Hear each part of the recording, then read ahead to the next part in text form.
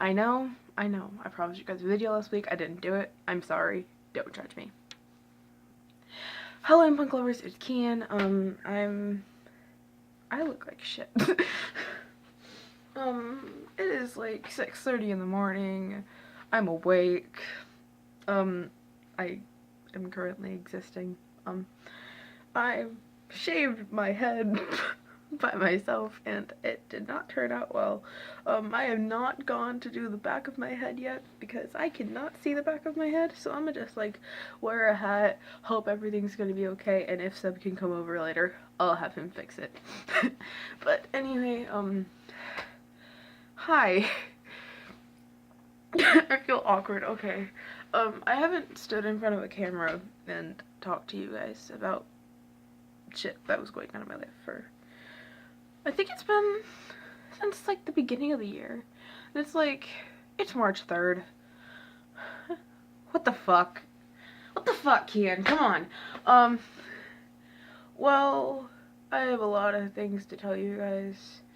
I'm gonna be going over a lot of things that I've probably already been over. And this is probably just gonna be me repeating myself from previous videos, but there is a lot of things that happened within the past 2 weeks that basically changed a lot of what I thought was gonna happen with my life. And basically I'm gonna talk about that because who doesn't want to see a depressed emo boy talk about his feelings, right? Okay, so basically, I'm gonna be a big brother. I don't know if you guys already know this, but I'm gonna be a big brother. We don't know, we know the gender. Well, we know the sex. We don't know the gender. That's up to the child. I don't care. She's gonna be born a girl. She's gonna be born this summer. We don't know what we're gonna name her yet, and I don't know if she's gonna be a part of my life. Reason why I say that is because I'm scared that the person who is carrying her, which is my dad's girlfriend, Heather, you guys know Heather, I've talked about her before. I've talked about how, like, yeah, she can be annoying at points, and I can be annoying to her at points, but, she is a big part of my life. She does mean a lot to me, but I'm scared that because of a lot of stuff that happened, I'm sorry, I'm playing with this, because of a lot of stuff that happened, that I might not be able to actually have my baby sister in my life, because I'm honestly genuinely terrified that if my dad and her break up before we were to move in with her this summer, one, I'm gonna have to stay in the school district. You guys already know. The school district has fucked my life over completely, because ever since I came out,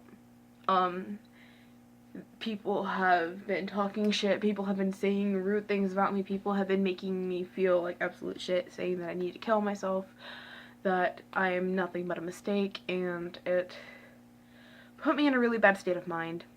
And I know that if I stay another year in this school district, I don't know if I'm gonna make it through that year. So basically, if I don't move, then I probably won't make it. I really don't think that I'll make it through 2019 if I have to stay in the school district, honestly. And basically I'm scared that something bad is gonna happen between those two, and that they're gonna break up before we move, and then, shit's gonna happen, and I'm not gonna be able to see my baby sister, and I'm gonna have to stay in the school district. So there's that. I also said that I wanted to talk about eating disorders. I will get to that later. I know that eating disorders are a very, like, emotional, and touchy subject, but if you are, like, if that's a very sensitive topic for you, leave the video. If rape is a very sensitive topic to you, leave the video. If something else comes into my mind, I will make sure that I tell you to leave the video as well. But if those two things at this moment, if those two things trigger you, leave. If domestic abuse triggers you, leave. But basically what I'm going to be talking about now is Terry. Yeah, I haven't talked about him yet. But basically, Terry is my mom's boyfriend, and whenever I was 13, I was abused by him. So back when I was 13, I was living with my mom. You guys know this. I was living with my mom. I wasn't, like, in the best place, honestly. I wasn't. She was living with Terry, and Terry, was very abusive towards me. Physically, mentally, and emotionally. He beat me whenever I was in 6th grade. I remember going to school the next day and I had bruises, and I also remember me having to lay under my bed and my sister having to sneak out of the bedroom and sneak some food for me because I did not have dinner that night. And I remember her also having to try to fit underneath the bed as well because my mom woke up while she was trying to take the food, and that was a dark place for me and for Andy. But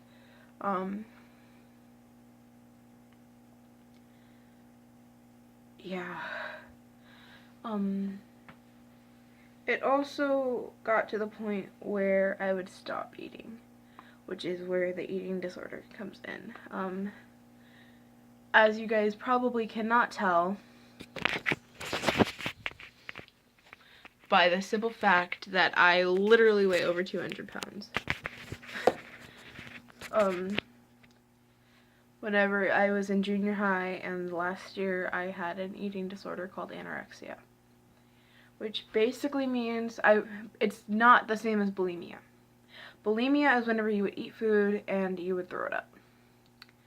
With me, I would basically refuse to eat. I was going through a very tough time in my life whenever I felt fat, and I felt as if I meant nothing to anybody, and I was basically going through that part of my life where I was just having like a very bad self-image of myself, and it was like I would look at myself, I would see every single flaw. I would see how my shirts would hug me so tightly that you could see all of my curves because the shirt was too small on me. I would see how you could see the zits and freckles on my face, and I did not like it. I would see every single thing that was physically wrong with me. I would see it, I would point it out, and I would hate it. I would sit in the mirror. I would sit in the bathroom and I would look at myself in the mirror and I would be like, what the hell is that? And basically, I've said basically like 20 times in this video, and it's only been like 10 minutes. So yeah. Also, actually, if rape triggers you, you can stay. I'm not gonna talk about that. I'm not. That's way too sensitive of a topic, and I'm still not completely over that. You can stay.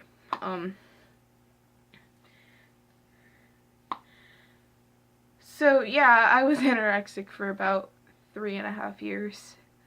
I was 12, and it stopped at the beginning of this year.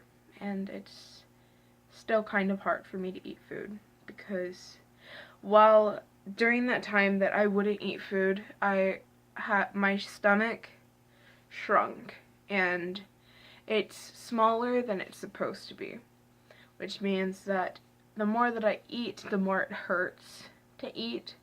So basically I eat and I try to eat, and it hurts for me to eat. My jaw literally gets sore because I try to eat. And it's still kind of hard for me to eat because I still see myself with flaws. 'Cause everybody has flaws. The most perfect person that you could ever meet in life still has flaws. And you think, oh no, they're flawless. Even the most flawless person can still have flaws. I'm sorry, I was crying a lot last night. If death of a family member triggers you, leave right now. On Monday, last week, I found out that my great aunt Gail passed away. She meant a lot to me. Ever since I started living with my dad, or if I was with my dad on Thanksgiving, every year we would go over there except for last year. And I haven't seen her since, I was 13? And it was hard for me not to see her, because she was a huge part of my growing up. I would always go to her house and I would spend time with her and my cousins, and it was really hard because of the simple fact that she knew that I identify as Kian. She knew and she didn't care. Yeah, around some people she would call me Amber. She would. But also around some people she would call me Kian, and in private she would call me Kian, and it would make me so happy because whenever we would like private message on Facebook, because I would talk to her because I missed her, she would call me Kian. And I think that that's one of the main reasons why it hurts so much. The same with my Uncle Kenny, who passed away last week on Friday as well. His funeral's today, actually. And I can't go. I can't go because of the simple fact that my dad made a promise to Heather saying that she and him would be the only ones going to the funeral because he didn't think that I would want to go. Because I also had the Sadie Hawkins dance today.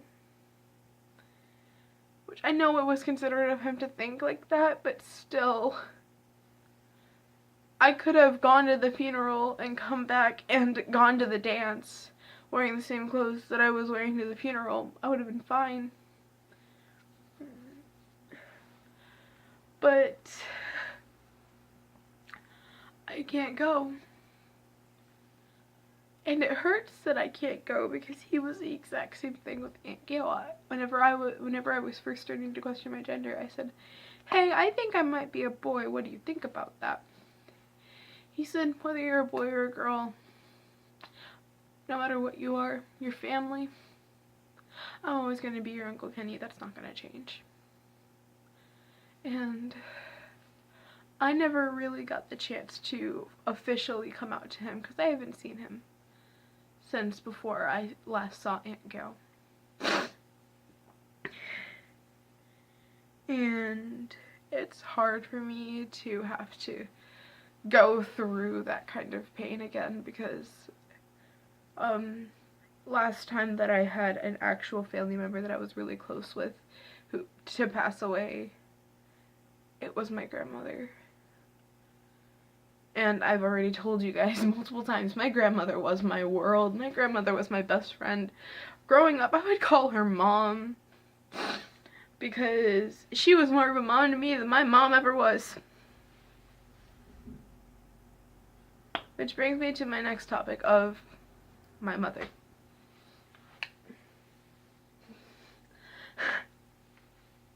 Now, my mother is the most complicated person you will ever meet. She says that she goes out in public and she walks with a cane. Yet she walks inside of her house and puts it down. She walks perfectly fine. And she walks into a grocery store and puts her cane down in her cart, and she walks perfectly fine. And it's confusing me because she says, "Oh no, I'm crippled, blah blah blah," and it's confusing me because yeah, I know that she's hurt because I know that she has had back surgery, and I know that she does have back problems, but like I don't think that she needs a cane personally, but that's just my opinion. I know, but one of the things that hurt the most within this year was whenever I went to go see her. I know, I told you guys I never wanted to see her again because of what she did to me, because of her getting back with Terry after he got out of jail. And I went to her house. I knocked on the door, and she looked directly at me.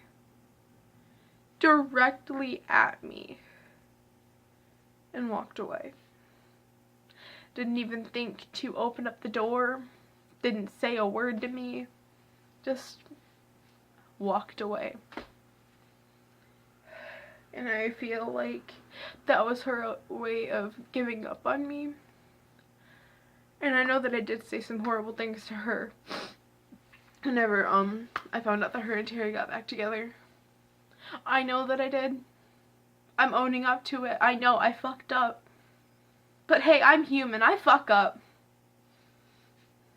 That shouldn't give her the right to see her child and then walk away. She walked away from me. And I feel alone. And I'm just like, I'm really depressed. But then again, when am I not depressed? I'm always sad. But yeah, I don't remember what else I said that I was going to talk about in this video, but this video is already almost 20 minutes long. I'm tired. I'm sad. I have to get the back of my head shaved today because I need to find somebody to do this. If I can't do it, because I know that I can't, because I can't see the back of my head. If I can't do it, I need to find a friend to do it. If I can't find a friend, then I'm literally just going to tell Andy to shave my head. Except for this. I like my fringe. Just like, it needs to be shorter. But anyway guys, if you like this video, give it a thumbs up and subscribe. I don't know. I know that I say this at the end of every video. I don't know when I'm gonna upload again. I really don't know when I'm gonna upload again because I don't know if people are going to take this video well. All I know is that I have my friends to stick by me that actually care. I have Andy. I think I have my dad. I'm not sure. And I also have the feeling of my friends who have passed away, and I have my family that has passed away, and I feel like I have their spirits with me as well. So anyway, I don't know when I'm gonna make another one, but I will see you guys in my next video.